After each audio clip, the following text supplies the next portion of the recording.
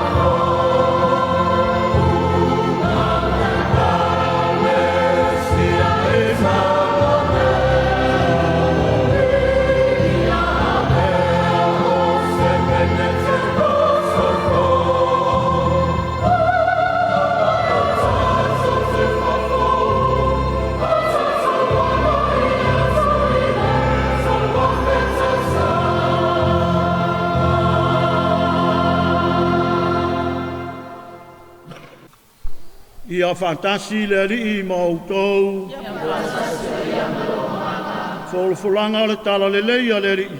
Mai le vangalia pa ia a mātai o.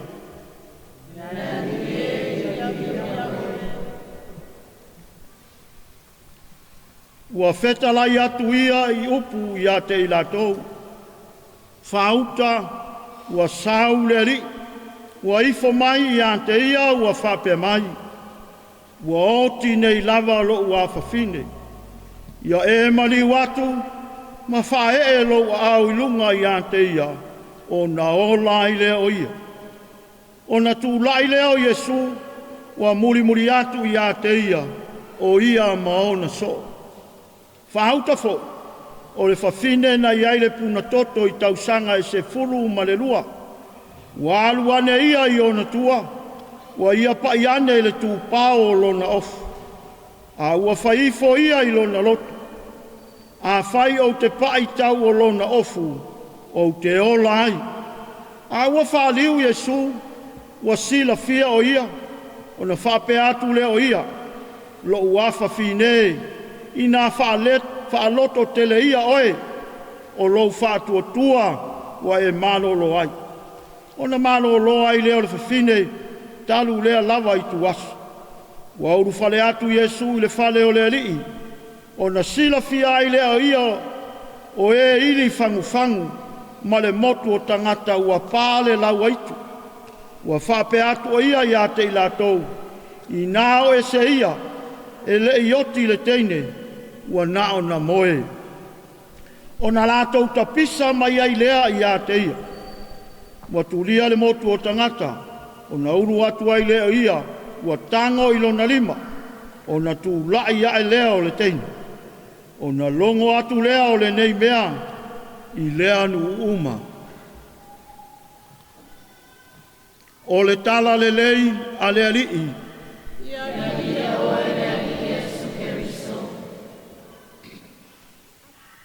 Tali tonu i lau mea na e whai. Tali tonu i lau mea na e whai. O lona winga, aua le whaaloto loto lua. Aua le maa salo salo. Ai whaia ma le whaatuatua. Whaia ma le whaamaonu. Ona e maua lea o whaamanuyanga. Ma le tawi o mea e te whaia. O le tala i le awhawhine o le alii e pule le su ngato. Ma le whawhine na mai ngase o le puna toto. I le evangalia i le so. Ua whaamatala mai ai. Le mamana ma le pawa o le whaatuatua i a Yesu. E matautia ma onga ti ngā ma whainga tā o le ola. Na whea ngai ma nei tangata. Aina o mai lava ma le whaatuatua, a toa, ma le wha moe, ma le wha maoni o Yesu e olai. The power of faith in Jesus. E le aise ma salo, le aise whaaloto lua, a e talitonu le mea ua whaia. Ua whaia Yesu nei wawenga, e whailo mai ai i tātou. Le mea e tā ua o le whātua moni. What true faith looks like. Whawhawhonga i le tala le rii e pule e sunat. Ua oti nei lava lo ua whawhine. A ia e mali watu. Ma whae lo ua au i lunga i a te ia. O na ola i lea o ia.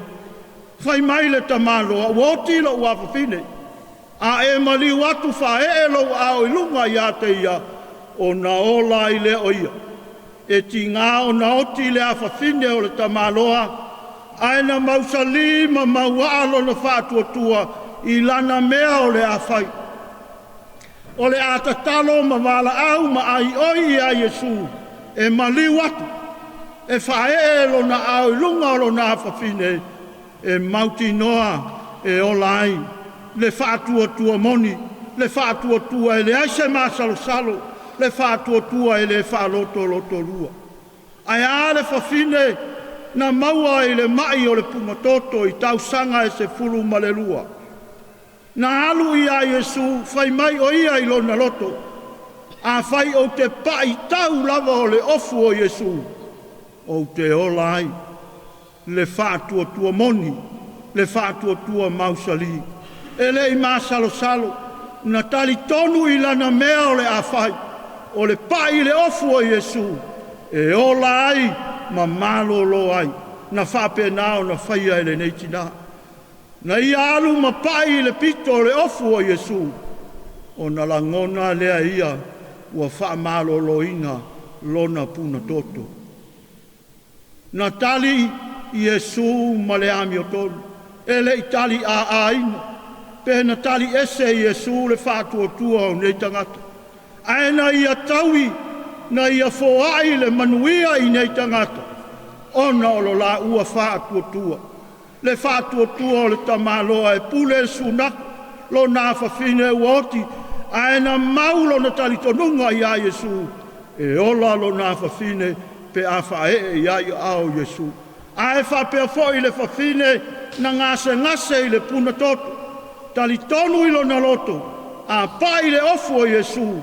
E whaola ina o ia. E le i mā salo, e le i whaaloto lua le whātuatua o nei tangata.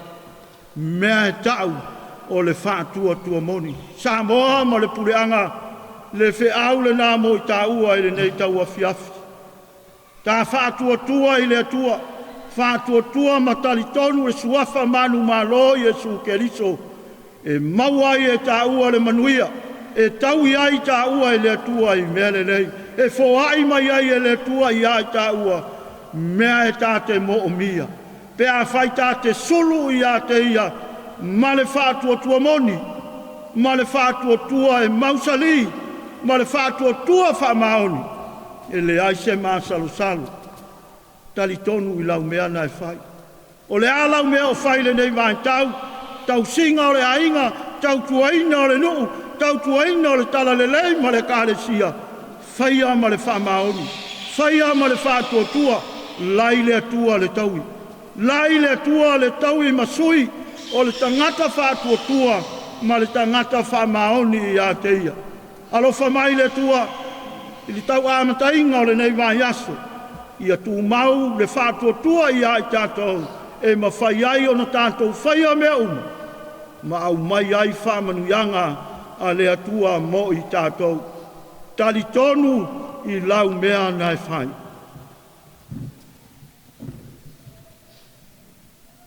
Tātou momoli Samoa ma le pureanga i le whinga ngalo ma mao maria. Le tāsi tolu pai ai, e te soifua pea, e te alofa e whawawau. O le whātua o mātou momoli e tuai Samoa, ma le pureanga whaaki e piko pō Samoa pia, i le whinga ngalo ma mao maria. Mo lana puipuinga, ma lana tausinga. E ala i lana tuka lalo whātina, i luma o lou nofo ali ma mana, o ia le tamai tai o lau whiriwhiringa. Nasa sa ai lo alof, ka penga ai o ia.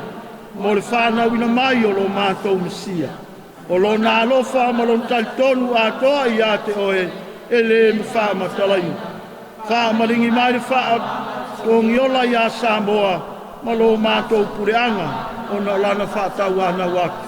Mari ai, o oe le la le lei o le fōwhanga, e a unga wha pae o le tō ngiola. Mātou te whātou e se atu i lo whinga ngalo ma mā. O no taimi o mātou tu i ono ai lo whinga ngalo. Ia mātou tau e munga ma lo mātou le whālo au. Tani a mai Samoa ma lo mātou pureanga.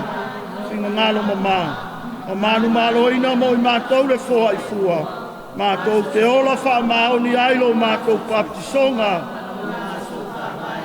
Tai saunga le muatu i mātou uma wa au ai. Whai ngā malanga o le whātua, ria e whāwawau o le mālo le tua, ki ngā ngalo maae o Maria, kālo sia i mātou. Ki ngā ngalo pa i ai Iesu o siri lo wanga malu. Maria pa i ai wale isa wanga sala talu lo whātua atupu. Sangato Iosefoe. Sangata ana pa i ae. Pope Paulo Leono pa i ae. Faustina pa i ae. Ke risoe mātou te ifo ma whawhitai atu i a te oe. Nei lunga o Samoa uma ma le pureanga mai tātou taito tāsi. Whamanuianga le atua mamana e au le malosi o malawa i le suafa o le tama, ma le alo, ma le anganga pa ia.